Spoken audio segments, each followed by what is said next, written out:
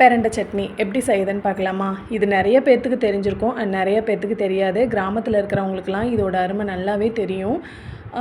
இது வந்து மெயினாக பார்த்திங்கன்னா, குழந்தைங்கள்லாம் அடிக்கடி பசியே எடுக்க மாட்டேங்குது அப்படின்னு சொல்கிற குழந்தைங்களுக்கு இதில் ஒரு தடவை சட்னி அரைச்சி கொடுத்து பாருங்கள். பசி அப்படி எடுக்குங்க. அண்ட் எலும்புக்கும் ரொம்பவே நல்லது. நாட்டு மருந்து கடையில் கூட பெரண்டை பொடியாகவே கொடுக்குறாங்க. ஸோ பெரண்டை வந்து உடம்புக்கு ரொம்பவே நல்லது. கண்டிப்பாக ட்ரை பண்ணுங்கள் வீக்லி ஒன்ஸு. அதுக்கு ஃபஸ்ட்டு 1 டேபிள் ஸ்பூன் கடலைப்பருப்பு, 1 டேபிள் ஸ்பூன் உளுத்தம்பருப்பு, காரத்துக்கு தகுந்த மாதிரி வரமிளகா நான் 1 மிளகாய் ஆட் பண்ணியிருக்கேன். கொஞ்சமாக கருவேப்பிலை எல்லாத்தையும் ட்ரை ரோஸ்ட் பண்ணி தனியாக எடுத்து வச்சுக்கோங்க.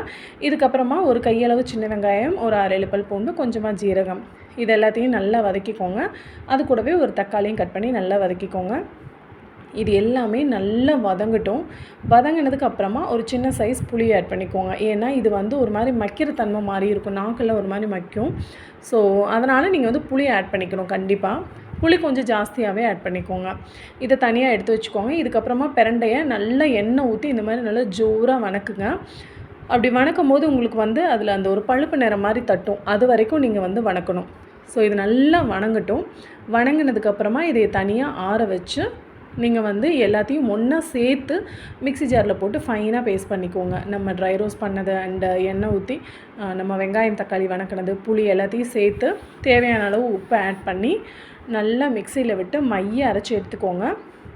இதில் வந்து பார்த்திங்கன்னா டீஸ்பூனில் எடுத்து பார்த்திங்கன்னா கொஞ்சம் ஒரு மாதிரி நாராக இருக்கும். பட் அது வந்து ஒன்றும் பிரச்சனை இல்லை, உடம்புக்கு ரொம்பவே நல்லது. இது என்ன இப்படி இருக்குதுன்னு நினைக்காதீங்க. கண்டிப்பாக ட்ரை பண்ணி பாருங்கள். குழந்தைங்களுக்கு வீக்லி ஒன்ஸ் கொடுங்க, ரொம்பவே நல்லது.